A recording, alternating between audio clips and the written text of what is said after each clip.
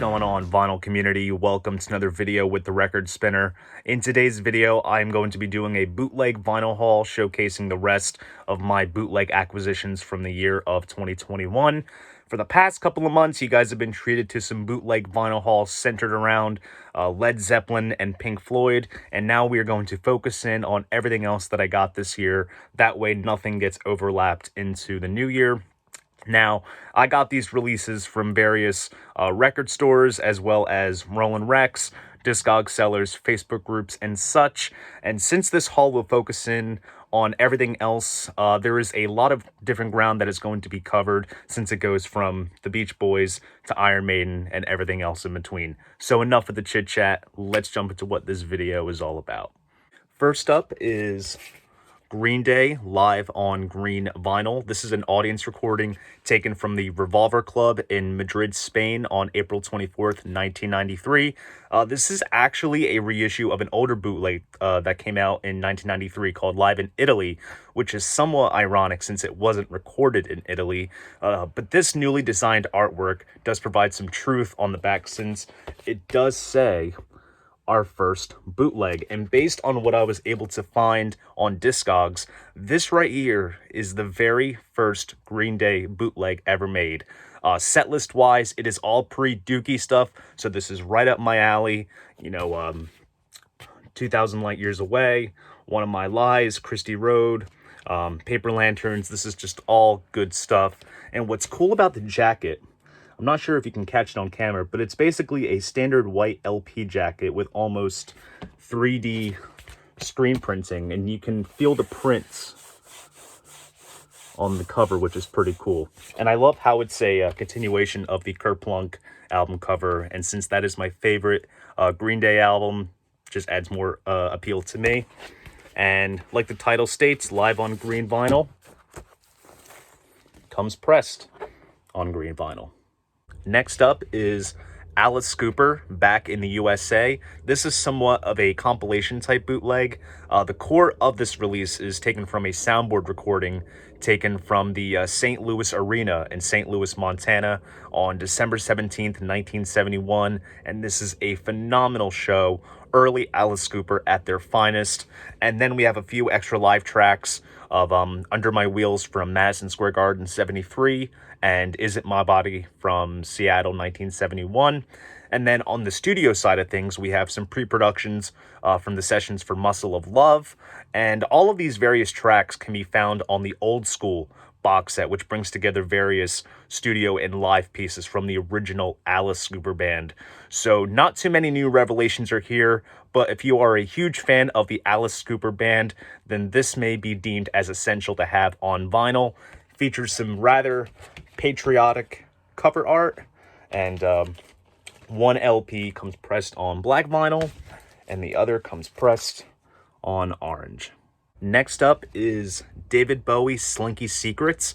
This consists of tour rehearsals for the Outside tour, which were held at L Street Studios in Borehamwood in England during November 1995.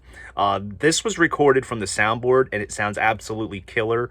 And considering that Bowie went into a more industrial type direction with this tour, the songs that he was doing during this tour, such as The Man Who Sold the World and Andy Warhol, were very much revamped and reworked and stylistically. So this bootleg is quite interesting to hear Bowie material done in that style, as well as material from his then newly released album Outside.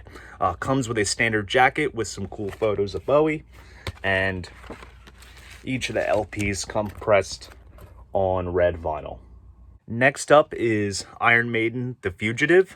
This is a companion piece to another Iron Maiden bootleg that's out there called The Assassin, which I also own, which brings together various covers and live tracks from the B-sides of the singles that came out during the period of No Prayer for the Dying and Fear of the Dark. This one focuses solely on Fear of the Dark, and it's almost exclusively live B-sides, and it's all killer. What more must I add? Next up is perhaps one of my favorite bootlegs to own, and that is The Beach Boys, The Vocals Only Pet Sounds. And you can only guess by the title what this release consists of. It is the entire Pet Sounds album a cappella. And it may sound like a bizarre concept, but in this case, it works. And it's such an enjoyable listen, given the fact that the Beach Boys were perfectionists of harmony, and it just sounds so godly. Now, while this album features instrumental tracks such as Let's Go Away for a While and the title track, we are treated to what sounds like the original backing tracks of those songs, which are nice to hear. And as an added bonus, we have these string parts of Don't Talk, Put Your Head on My Shoulder, which are just so beautiful sounding. Now, these a cappella versions are not too hard to find because the source for this bootleg was the Pet Sounds Sessions box set, which does feature some a cappella versions. So if you love this album and you're a diehard Beach Boys fan, this bootleg is one that you would love to own in your collection. And as you can see, they do a re-rendering of the album artwork with various pictures of the guys in the studio and whatnot. Comes pressed on black vinyl with a cool picture center label. Next up is Queen Live Thrillers Budokan Killers. This is an audience recording taken from the Budokan Hall in Tokyo on April 14th, 1979 during the Jazz Tour. The quality of the recording is really solid. You can hear the band well amidst the clapping and screaming of Japanese fans, which adds to what I love about listening to Japanese bootlegs. You can totally sense their enthusiasm. And what's cool about the show, setlist wise, is that it does feature some songs that were rather short-lived in the Queen live set, such as If You Can't Beat Them and It's Late, which are much loved deep cuts. But aside from that, if you're a fan of the Live Killers album, which obviously as you can see, they do reference it, then you will really like this bootleg. The show takes up 5 sides of vinyl, and then the 6th side consists of various other tracks from the Japanese tour, such as Tio Toriate and Fat Bottom Girls. Now, when it comes to Queen bootlegs, I have a modest collection of them, and I am by no means an expert of them as opposed to Kiss bootlegs, but this bootleg does hold some cool value to me because my mother's first ever concert was the show at the Spectrum in Philadelphia during the Jazz Tour. So it almost gave me more of an incentive to purchase a bootleg from a tour that she saw, which was coincidentally her first concert. So how could you possibly top that? This is a release that was put out by Casino Records, one of the best bootleg labels out there in terms of quality. Nice triple gatefold jacket. Very nice. And this is copy 357 out of 400. And it comes pressed on white vinyl. Now we get into some Kiss territory with Unplugged in Melbourne. This is an audience recording taken from the Kiss convention that was held at the Hilton at the Park Ballroom in Melbourne, Australia on February 7th, 1995. The diehard Kiss fans know the backstory behind the Kiss conventions, but to those that don't, there were tons of Kiss conventions being held going as far back as the late 1980s, and Kiss decided to tap into the market and have their own convention, and they were bringing out, vintage costumes and gear. Tribute bands came out to perform, and then Kiss themselves would come out and do an acoustic set based on requests from the audience. And these shows are always fun to listen to because they primarily consist of deeper cuts that Kiss wouldn't necessarily do in a regular live show. So on a release such as this, there are some great deep cuts performed, such as Going Blind, Take Me, and Room Service. And depending on the song, they might, do it from start to finish, or they'll manage to get through a portion of it and then bust into something from The Elder or something. And then if the band themselves are unsure of the lyrics, then the audience comes right up to bat and they just hold it together vocally, which is so cool. And this recording literally places you right in the middle of the crowd, and you can hear everyone shouting out, random songs in hopes that the band would play them, which is so cool. So the overall vibe of these Unplugged convention shows are very loose and destined for the diehard fans. Now, this was put out by a label called Soundcraft Records. This is copy number 7 out of 100, which is crazy low. It does come with a replica flyer, if I can find it, promoting the Australian conventions. And then here is the marbled silver vinyl. Next up is Drive You Crazy. This is a soundboard recording taken from the Fairground Pavilion in Tulsa, Oklahoma on June 13th, 1975. What's really cool about this one is that this is the sole soundboard recording from the Dress to Kill tour, and it is such an enjoyable listen. Aside from a few flubs from the band, the energy is all there.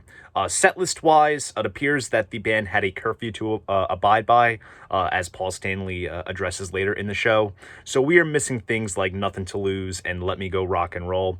But we do get a very awesome rendition of Come On and Love Me. And honestly, every song on this appears on Alive. And of course, they were recording various shows for the album around this point of the tour. So it's a nice companion piece to have. This was recently released by Casino Records. Features a very gruesome photo of Gene there.